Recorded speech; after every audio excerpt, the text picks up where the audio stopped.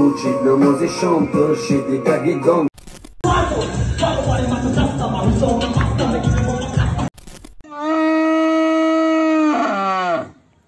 وکالابی یا ملت دایم باشه ام خنه تاقا جون نشنیدی و بگو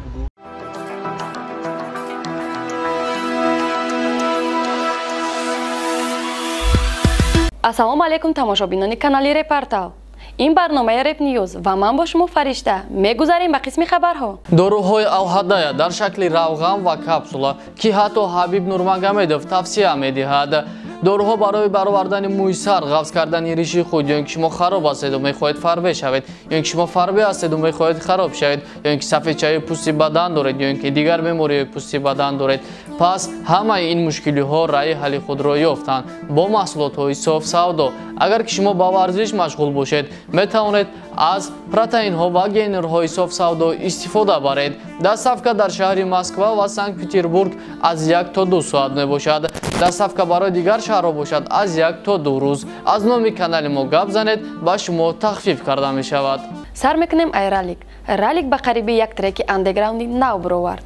Ралик худаш дар визифи батлш гуфта буд ки ай сипас Ралик нигер мешава ва якчанд нафарро ба батл даъват карда буд. хулас хитон трека гӯш кунед баҳотиен. гап ҳаму гап ҳар рӯз айпай движу хоем кори бад нене ки мекунем корера мехоҳем. саг нестем ягон каса гӯшоша намехоҳем. коме путат кунаму конкрет на. треки нав биромад гӯш. Айзек баъди чанд муддат ба қишлоқ рафта дар обу ҳавои тозаи он ҷо дам гирифта истодааст ва дар якинчи ҳавли шишта хотираҳои кӯдакиша ба ёд овардааст. мададриам я гародку рӯз девонагӣ мекардам. инҷа пеши анҷирда дарахти зардолу буд. ма вешнада болош будам ростика. дар репи тоҷик ягон репере намонда буд ки Айзек трекша сводка накарда бошаву хид нашида боша. барои ҳамин Айзек айспас қатъи гов ҳамкорӣ мекунад. бовар надорен хитон тамошо кунед.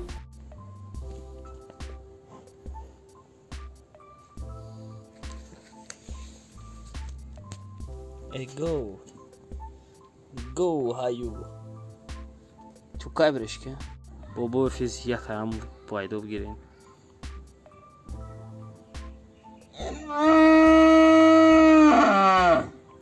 вакалаби я миллат даим боша ки мо овози тира милладӣ бедил аз гурӯҳи ST як трекчаи оромкунанда баҳри мову шумо хонда истодааст ва биёен ҳама каса гӯш мекунем.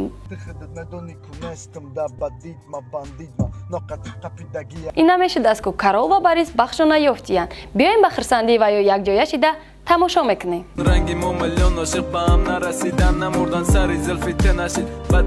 ахири кор шид Сиван бо Карлеон фит карданд ва интизор бошед ба қариби клипчаи навшон меброяд ки дар он ҷо мошинои фасон сарформаи фасон трек бомба меброяд. тамошо кунед.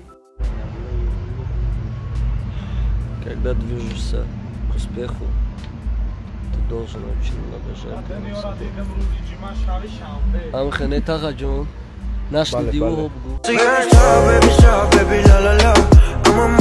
Крейзи боша ба видеоҳои Азик Вайн ғамзадаҳоро прикол дора. худаш боша як ғамзадаи дигарро реклама кадай. ман мақсадша нафаҳмидам. биё ҳама каса тамошо мекунем.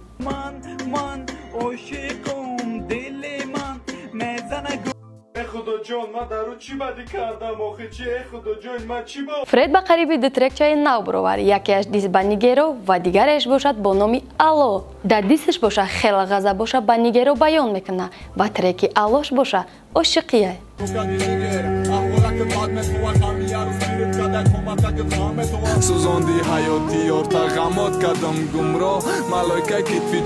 гирос боша тайёрӣ ба батлша бо ҳамроҳии далешо сторис кард. яке дагапуд ответ медод. баъд чӣ мешид? хайрат ки батли ё ҳам гузашт. табрик мекунем гироса барои дар батл ғолиб шуданаш.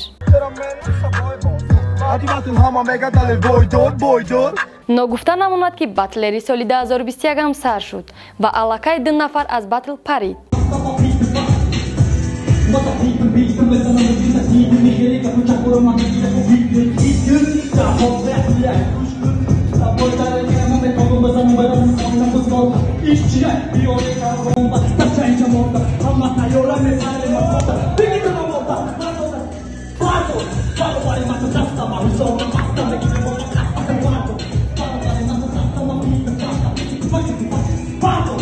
که شما در دل دارین او را آرام قدم شو و دودی گیو فقط امروز و پگره نویستگی هم با نام واسگیو اکای فیرداوس فقط با پیش نکی چمپیون میشه سول نصیحت ایروز تای دستی ما نمیبرسید ما ایروز چرسته خود مردم شیناس میکنم ما ایروز تای یکم زینه چمپی من آس میکنم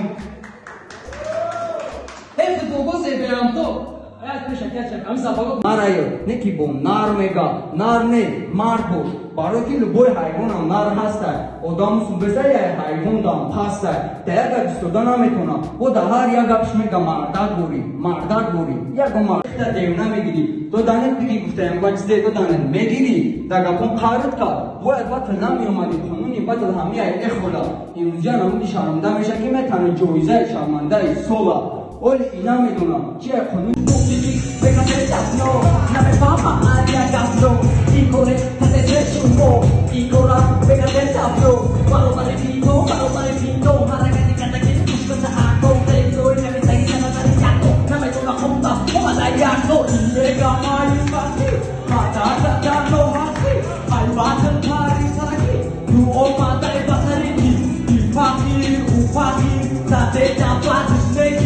Street Stars Honest яке як бора ду трек бировар. Як трекш боша бо ҳамроҳии Lil Westai ки номи трекш мо мепарем. Аҷабо ӯ куҷо мепарида бошад?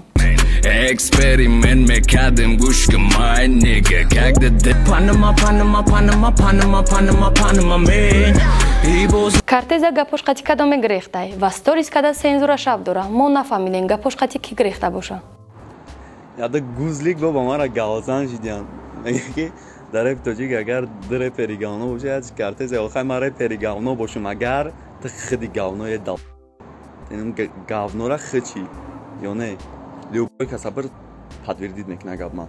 Ты аввал да бит хонда наёд ки ай бит 30 бор меғалтида ай бити 20 секунда кимчей. Лерик боша да кадом дачай ба треки шонемси дам гирифтестай.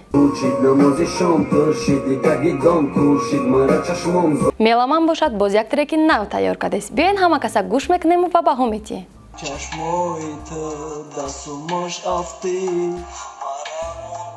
Реслай бо ҳамроҳи Алик МС як треки нав бировардиян. Просто гӯш кунем без комментария.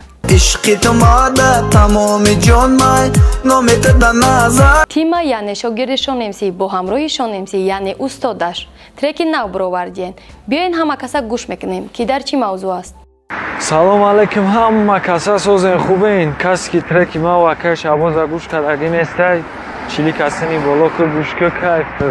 Касе ки гӯш карагияй лайк мондаги нест будро лайк коммент ҳам ёзимон брат. Шунавс боша вақтои пеша ёд карда треки хича бо ҳамроҳи барон гӯш карда истодааст. дар ҳолате ки худаш треки нав бировардай бо номи антидис. Рости гап ман нафаҳмидам. биёед шумо гӯш кунед яке мефаҳмед.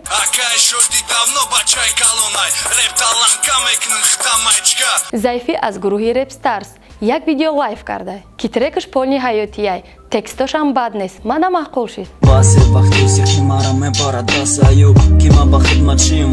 ин буд барномаи Rap News аз канали Rap Portal. касе мехоҳад соҳиби 20 сомон шавад ба рақамҳои зери видео муроҷиат кунад. хайр то барномаҳои оянда.